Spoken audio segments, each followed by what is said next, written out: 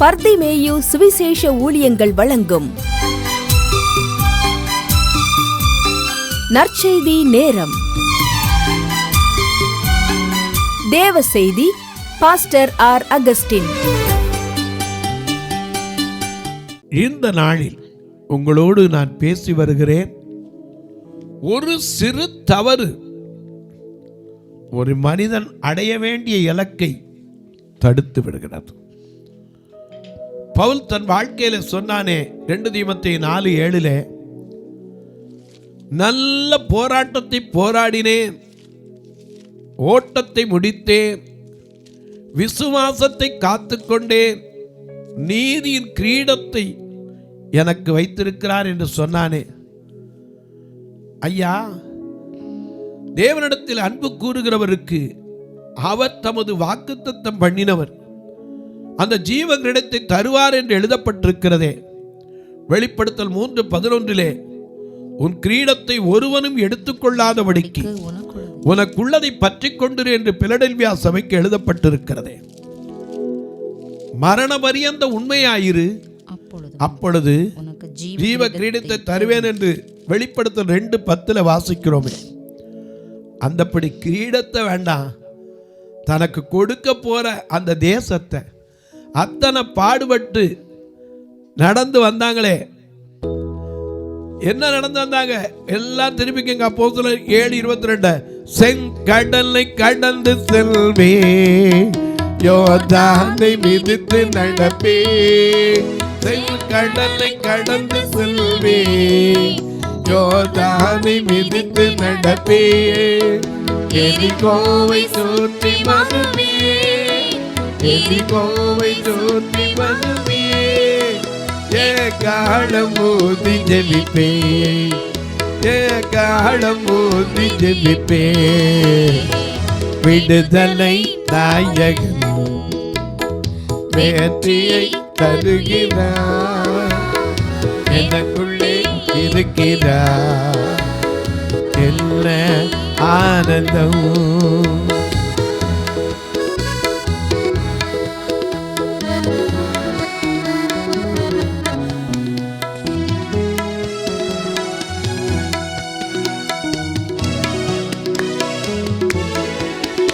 அவர் அன்பின் அபிஷேகத்தால் என்னை நிரப்பி நடத்துகின்றார், அவர் அன்பின் அபிஷேகத்தால் என்னை நிரப்பி நடத்துகின்றார்.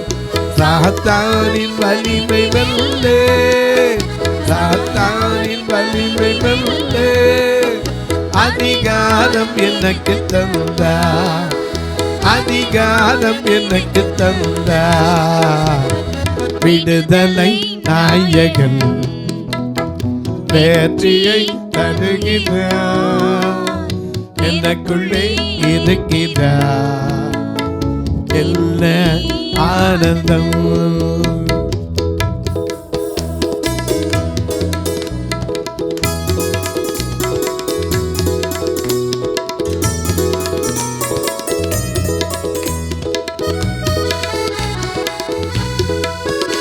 அவன் தேடி ஓடி வந்தார், என்னை சேர்த்து அழைத்து கொண்டார், அவன் தேடி ஓடி வந்தார், என்னை சேர்த்து அழைத்து கொண்டார், என் பாவம் அனைத்து மன்னித்தார், என் பாவம் அனைத்து மன்னித்தார், முழு மனிதனாக மாற்றினார், ஒரு மனிதனாக மாற்றினார்.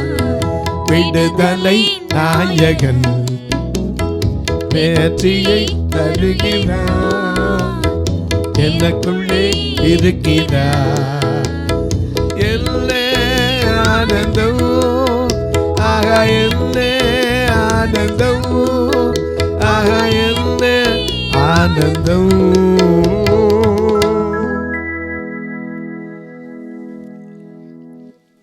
மோசே சாதாரண ஆள் கிடையாதுங்க. செங்கடல் கிட்ட கூட ஆண்டவர் சொன்னதை அப்படியே விசுவாசித்தார். ஜனங்களெல்லாம் சொல்றாங்க, நாங்கள் எகிப்தில் என்ன எங்களுக்கு சாவுலியா இல்லை, பிரேத குழியா இல்லை, எங்களை அங்கேயே நினைஞ்சிருக்கலாம், விட்டுட்டு வந்துடும் சொன்னமே. கடல்கிட்ட இங்கிட்டு போனால் பார்மன் சேனை, வெளியே போனால் பார்மன் சேனை, முன்னாடி போனால் கடலில் சாகரக்கா எங்களை கூப்பிட்டு வந்த, எங்களுக்கு இப்படி செஞ்சுட்டியே, அநியாயம் பண்ணிட்டியே. நாங்கள் அப்போவும் கத்தரை கேட்டேன். அவர் சொன்னார், என்கிட்ட முறையிடுறியே, உன் கையில் என்ன இருக்குது? கோல் இருக்குல்ல, அதை வச்சு தண்ணீரை என்ன செய்ய, பிளந்து விடு. நாமளாக இருந்தால் என்ன பண்ணுவோம்? இவ்வளோ பெரிய செங்கடல், வத்தாத கடலை கம்பை வச்சு பிளந்தா நின்றுமா, நகன்றுமா?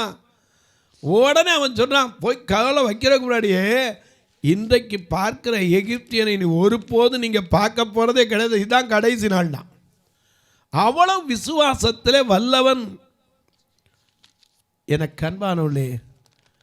ஆனால் அதே சமயத்தில் ஆண்டவர் கொஞ்சம் சந்தேகப்பட்டவனும் உண்டு.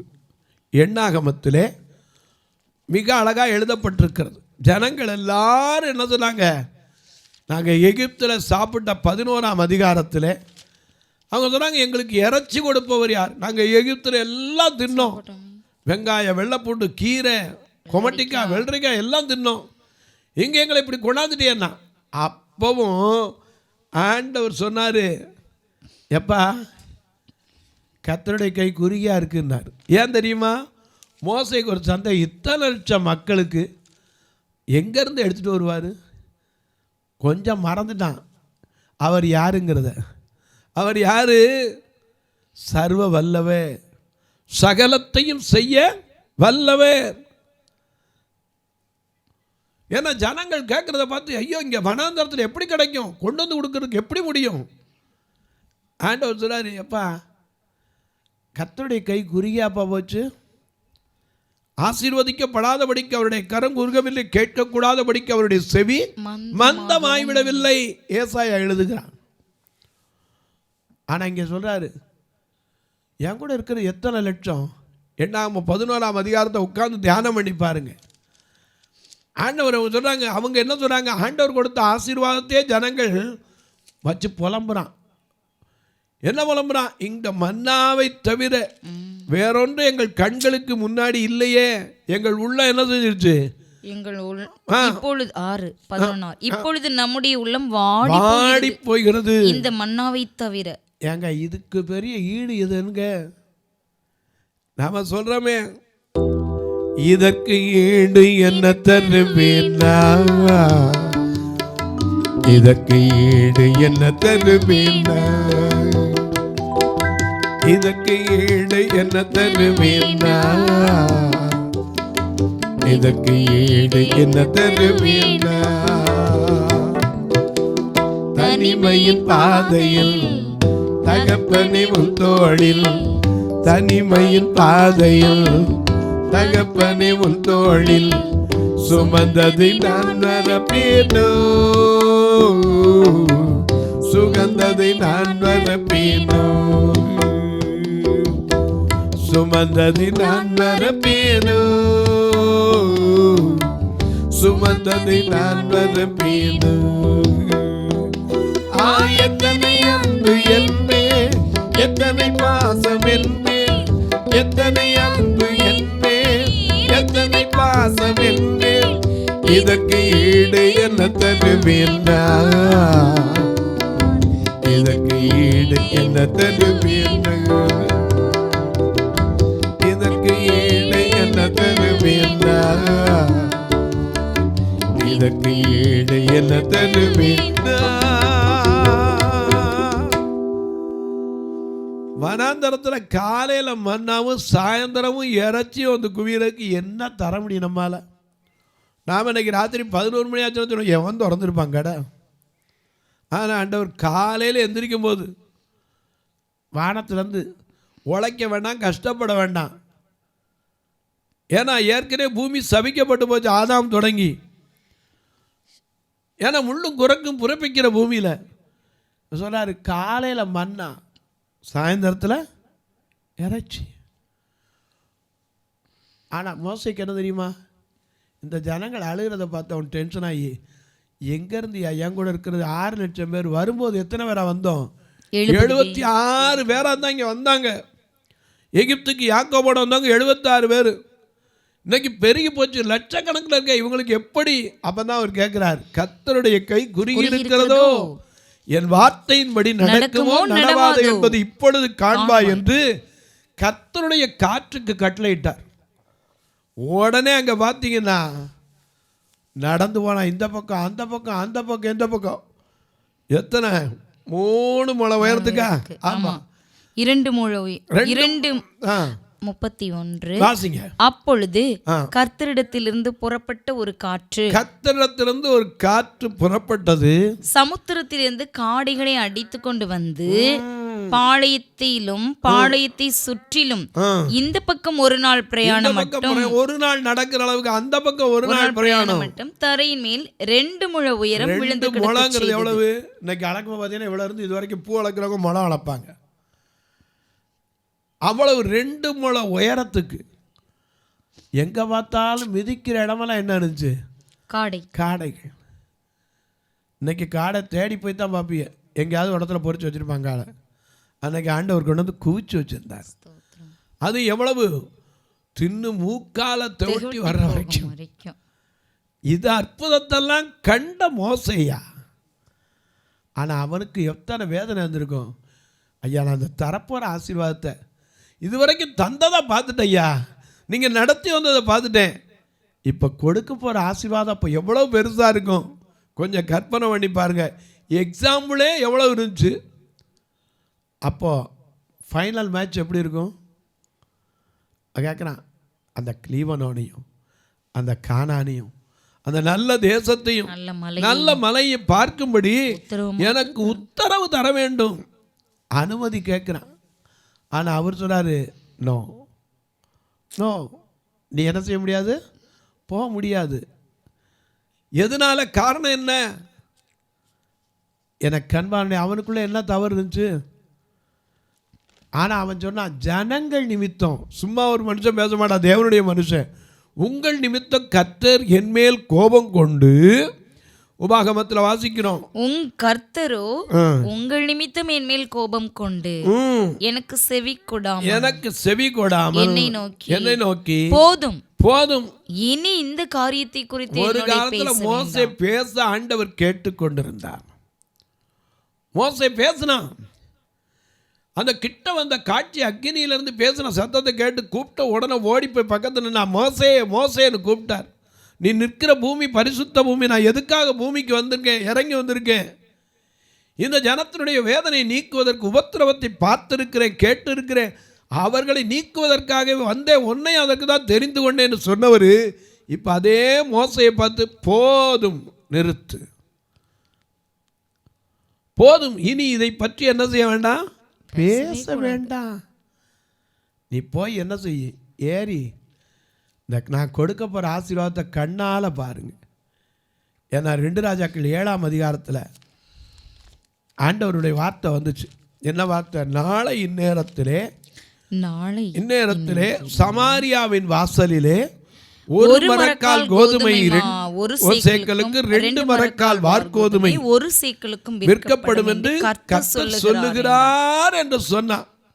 அதற்கு ராஜாவுக்கு கையிலாக கொடுக்கிற ஒரு மனுஷன் அவன் என்ன சொன்னான்? கர்த்தர் வானத்தின் மதகுகளை திறந்தாலும் இப்படி நடக்குமோன்னா அதற்கு அவன் உன்னுடைய கண்களினாலே அதை காண்பாய், ஆனாலும் அதிலே சாப்பிட மாட்டாய் என்றான். எத்தனை பெரிய சாவக்கேடு பாருங்க. கண்ணால பார்க்கிற ஆசீர்வாதத்தை அனுபவிக்க முடியல, எத்தனை வேதனை. காரணம் என்ன? மோச இடத்துல என்ன தவறு? எனக்கு கண்வாள் ஒரு காலத்தில் அறியாமல் செஞ்சான். 2ஆம் அதிகாரத்தில் 15ஆம் வசனத்தில் வீட்டை விட்டு வெளியே போகிறான், 2 பேர் சண்டை ஓடுறான் பார்த்தான். அப்போ செஞ்சான். உடனே அடுத்த நாள் தெரிஞ்ச உடனே பார்வோனுக்கு தப்பி ஓடி போய் 40 வருஷம் யாரும் தண்டிக்கலை, பார்வோன் தண்டிக்கலை, அவனே ஓடி போய் 40 வருஷம் இருக்கிற இடம் தெரியாமல் தான் புத்தி கித்தி எல்லாம் போய் ஆடு மேய்க்கிற அளவுக்கு. ஏன்னா நான் ஒரு சமயத்தில் சின்ன பிள்ளைய ஸ்கூலுக்கு போயிருந்தேன். அவங்க பாடிக்கிட்டு இருந்தா, சின்ன பிள்ளைகள் பாடி சொல்லி கொடுத்துங்க, ஜீரோவா இல்ல ஹீரோவா இயேசுவின் பின்னே ஓடிவா, தட்டு தடங்கள் இல்லாமல் ஜல்தியாக ஓடிவா, ஹீரோவா இல்ல ஹீரோவா, இயேசுவின் பின்னே ஓடிவா, தட்டு தடங்கள் இல்லாமல் ஜல்தியாக ஓடிவா. நீ ஹீரோவா இல்லவா ஜீரோவா? ஆண்டவர் ஹீரோவை ஜீரோவாக்குவா, ஜீரோவை ஹீரோக்குவா. ஆமாம், மோசே யாரு? ஹீரோவா இருந்தவன். அவனை கிழவனா 80 வயசு வரைக்கும் ஜீரோவாக்கி வச்சுட்டார். ஆனால் அவன் யாரு? எகிப்தினுடைய சகல சாஸ்திரங்களையும் கற்று தேறினவன். அது மட்டுமல்ல, செய்கையிலே வாக்கிலும் வல்லவன். ஆனா அவன் செஞ்ச தவறு, நான் முதல்ல செஞ்ச தவறு, புறப்பட்டு போய் தன்னை சகோதரர்கள் புரிந்து கொள்வார்கள் நினைச்சான். ஆனா அவன் நினைச்சது தப்பா போச்சு. ஏசாயா சொன்னபடி 55:8 படி, உன் நினைவுகள் என் நினைவுகள் அல்ல, வழிகள் என் வழிகளும் அல்ல. பூமிக்கு வானம் எவ்வளவு உயர்ந்திருக்கிறதோ அதை போல என்னுடைய நினைவு. இந்த மோசே ஓடி போய் காத்திருந்து அழைக்கப்பட்டு வரான். ஆனா அவன் மேல ஜனங்கள் அனுப்புனா கூட போய் நல்ல செய்தி வந்து சொல்ல மாட்டான்.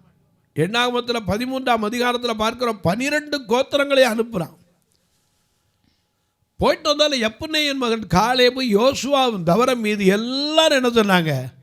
நாங்கள் போய் சுற்றி பார்த்து வந்த தேசம் மகா நல்ல தேசம், அதன் கனி எல்லாத்தையும் கொண்டு வந்தான். ஆனால் அதை பார்க்குறதுக்கு மோசை கிடைக்கலையே. கனியை பார்த்தான், ஏன்னா தடியில் கட்டி தூக்கிட்டு வந்தாங்க. ஆனால் ஒரு கூட்டம் சொல்லிச்சு, நாங்கள் சுற்றி பார்த்து வந்த நல்ல தேசம்தான், நல்ல இடம்தான், ஆனால் அது சுதந்திரிக்க முடியாது. ஏன்? அங்கே ஏனாக்கின் புத்திரர் ராட்சசரையும் கண்டோம், அவங்க பார்வைக்கு நாங்கள் வெட்டுக்கிளிமா இருந்தோம், எங்கள் பார்வைக்கு அந்த இடத்துல அப்படித்தான் இருந்தோம்னு சொல்கிறாங்க. அப்போ தான் காலேப் சொல்கிறாரு, 14ஆம் அதிகாரம் எண்ணாகமோ 14:7-8 பார்க்கிறோம். இஸ்ரவேல் புத்திரரின் சமஸ்த சபையையும் நோக்கி நாங்கள் போய் சுற்றி பார்த்து சோதித்த தேசம் மகா நல்ல தேசம், கர்த்தர் நம்மேல் பிரியமாயிருந்தார், அந்த தேசத்திலே நம்மை கொண்டு போய் பாலும் தேனும் ஓடுகிற அந்த தேசத்தை நமக்கு கொடுப்பார். ஏன்னா ஆண்டவர் வாக்கு பண்ணிட்டாரு. நல்ல கவனிங்க, ஆண்டவர் மனிதனுக்கு கொடுத்த வாக்கு எல்லாவற்றையும் ஆண்டுகள் கையளித்துட்டார். மோசைக்கு இடையில சந்தேகம் வந்துருச்சு, என் கூட இருக்கிற ஜனங்கள் இவ்வளோ பேர் இருக்காங்களே, இவங்களுக்கு எப்படி கொடுக்க முடியும்?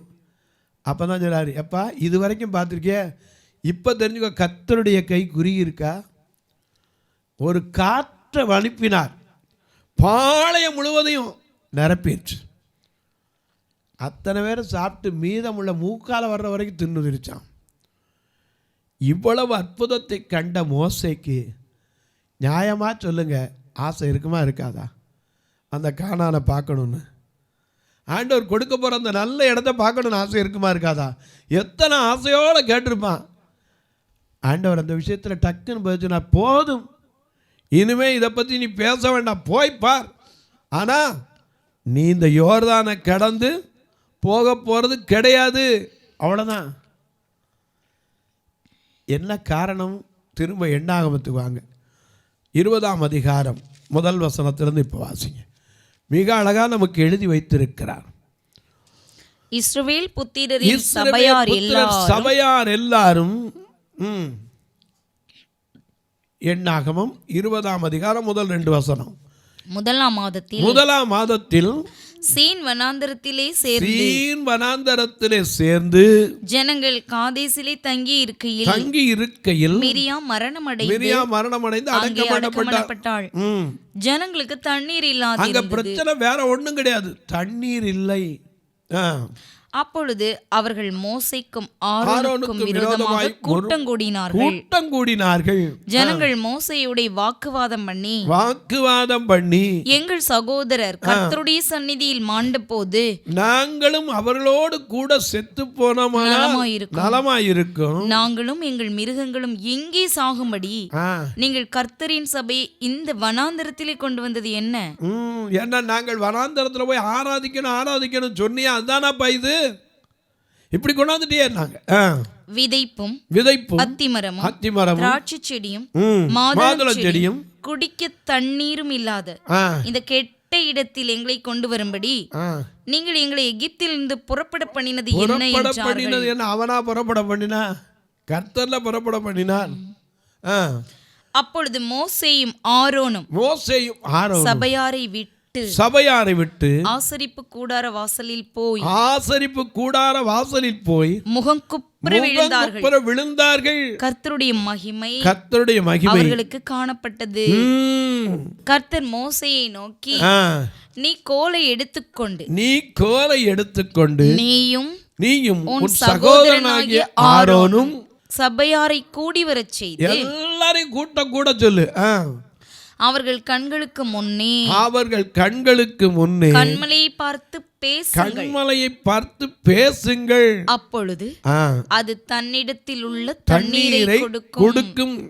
இப்படி நீ அவர்களுக்கு கண்மலையிலிருந்து தண்ணீர் புறப்பட பண்ணி சபையாருக்கும் அவர்கள் மிருகங்களுக்கும் குடிக்க கொடுப்பாய் என்றார். அப்பொழுது மோசே தனக்கு கர்த்தர் கட்டளையிட்டபடியே கர்த்தருடைய சந்நிதியில் இருந்த கோலை எடுத்தான். மோசேயும் ஆரோனும் சபையாரை கண்மலைக்கு முன்பாக கூடி வரச் செய்தார்கள். என்ன அதிசயத்தை பாக்குறக்கு வாங்கப்பா, என்ன அதிசயம் செய்கிற ஆண்டவர் இல்லையா? என்ன கண்மலையானவரே, என்ன காக்கும் நீரே, என்ன கண்மலையானவரே, என்ன காக்கும் தெய்வம் நீரே, வல்லமை மாட்சிமை நிறைந்தவரே, மகிமைக்கு பாத்திரரே, வல்லமை மாட்சிமை நிறைந்தவரே, மகிமைக்கு பாத்திரரே, ஆராதனை உமக்கே, ஆராதனை உமக்கே, ஆராதனை உமக்கே, ஆராதனை உமக்கே, ஆராதனை உமக்கே, ஆராதனை உமக்கே. கண்மலை அங்க எல்லாரும் கூடி வர செய்யுங்கப்பா. ஏன்னா அங்க இருந்தா உதவி வரும். கண்மலை நோக்கி பார்க்கின்றேன். பார்க்க எல்லாரும் வாங்கப்பா. கர்த்தருடைய கோலை எடுத்துக்கொண்டு ஜனங்கள் எல்லாரும் கூடி வர செய்து அவர்கள் கண்களுக்கு முன்னே கண்மலை பார்த்து பேசுங்கள். அப்பொழுது அது தன்னிடத்தில் உள்ள தண்ணீரை உங்களுக்கு குடிக்க கொடுக்கும் என்றார். இப்படி நீ அவர்களுக்கு கண்மலையிலிருந்து தண்ணீர் புறப்பட பண்ணி சபையாருக்கும் அவர்களுடைய மிருக ஜீவன்களுக்கும் கொடுப்பாய் என்றார். அப்பொழுது மோசே தனக்கு கர்த்தர் கட்டளையிட்டபடியே கர்த்தருடைய சந்நிதியில் இருந்த கோலை எடுத்தான். மோசேயும் ஆரோனும் சபையாரை கண்மலைக்கு முன்பாக கூடி வரச் செய்தார்கள். அப்பொழுது மோசே அவர்களை நோக்கி, கலகக்காரரே கேளுங்கள். அவன் மனசுல இருந்த ஆதங்கம், இவ்வளவு அற்புதத்தை கண்டு விசுவாசம் இல்லாத சந்ததியே, மாறுபாடு இல்லாத சந்ததியே, ஆண்டவர் சொல்லலையா? விசுவாச சந்ததியை, விபச்சார சந்ததியார் அடையாளத்தை தேடுறாங்க. இயேசு கிறிஸ்துக்கு கொஞ்சம் கோபம் வந்துச்சா இல்லையா? ஏன் அங்கே ஆலயத்தில் போனோடனே சவுக்க பிடிக்கலையா? மோசைக்கு ஒரு சின்ன கோபம். இவன் சொல்றான் பாருங்க, வாசிங்க என்ன சொல்றாரு? கலகக்காரரே கேளுங்கள், உங்களுக்கு இந்த கண்மலையிலிருந்து நாங்கள் தண்ணீர் புறப்பட பண்ணுவோமோ என்று சொல்லி தன் கையை ஓங்கி கண்மலையை தன் கோலினால் 2 தரம் அடித்தான்.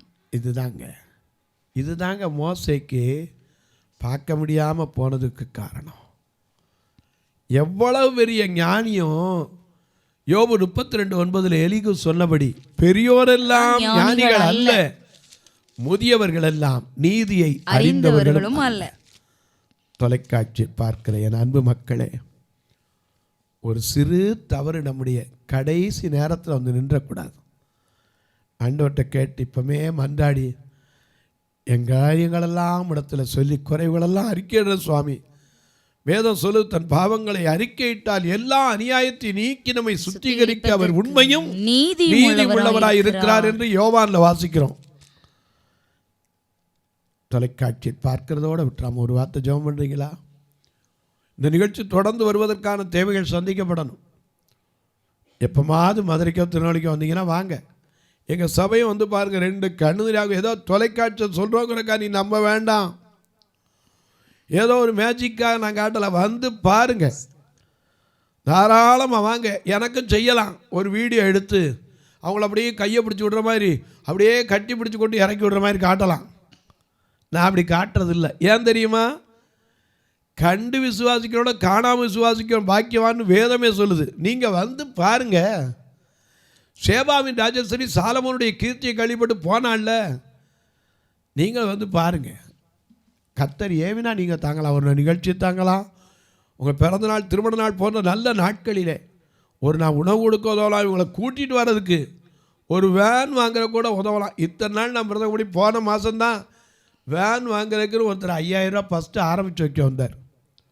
நான் அதை அப்படி யோசிச்சு, ஆண்டவரே இதான் ஆரம்பம், இதை விதையாக வைக்கிற, விதைக்கிறவனுக்கு விதையும் புசிக்கிறவனுக்கு ஆகாரத்தையும் கொடுக்குறேன், விதையும் கொடுப்பேன்னு அதை அப்படியே எடுத்து வச்சேன். ஏன்னா நான் வாங்கணும்னு நினைக்கிறது சாதாரணமில்லை, நல்ல காசு வரும், வரட்டும். ஆண்டவர் நினச்சா அவர் கோடீஸ்வரர், எவ்வளோ கொடுப்பார். அவர் சொல்லித்தான் கொடுத்துட்டு போனார். OMCA மீட்டிங் நடக்குது, 5000 கொடுத்துட்டு போனார். இது வாங்குறதுக்கு முன் விதையாக வைக்கிறேன், இந்த விதையாக நிறையா வளரும் அப்படின்னு கையில் கொடுத்து போனார். தொலைக்காட்சியை பார்க்கிறவங்க நீங்களும் கூட கர்த்தர் ஏவினால் ஒரு நாள் நிகழ்ச்சி தாங்கலாம். உங்கள் பிறந்தநாள், திருமண நாளில் நல்ல உணவு கொடுக்க உதவலாம். இப்போ கூட நடக்கிற கட்டுமான பணிக்கு ஒரு சதுரடி 2300 ரூபா. கர்த்தர் ஏவினால் 1 2 தாங்கலாம். எப்படின்னு கேட்பீங்க? இதில் 2 ஃபோன் நம்பர் வருது, அது வழியாக தொடர்பு கொள்ளலாம். உங்கள் பிறந்தநாள், திருமண நாள் முதல்ல நல்ல நாட்களை ஜெபிக்கணும்னு விரும்புனீங்கனாலும் தாராளமாக என்னிடத்துல காலை 10 மணிலேருந்து 5 மணிக்குள்ளே எப்போவும் தாராளமாக சொல்லலாம். இப்போ உங்களுக்காக ஜெபிக்கட்டுமா? நல்ல பிதாவே, நன்றியோடு துதிக்கிறோம் சுவாமி.